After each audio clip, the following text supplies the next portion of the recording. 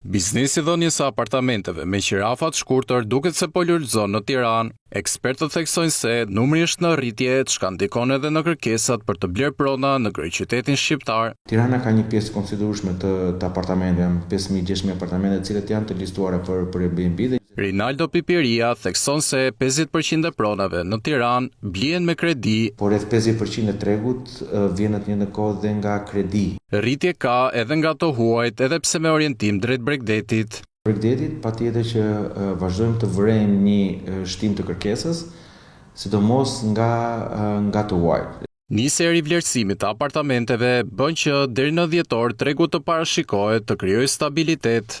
Kjo në të njëjtën kohë sjell një sinjal që nëse tregu vazhdon të performojë, sidomos me pjesën e rivlerësimit, do të kemi kërkesë në sektorin bankar. Të hënën, Banka e Shqipërisë theksoi se për shkak të vonesës së rivlerësimit pati një rënje të kredive. Megjithatë, në raport shtohet se kërkesa pritet të jetë e lartë për pasuritë e paluajtshme, ndërsa ekspertët paralajmërojnë vazhdim të rritjes së çmimeve.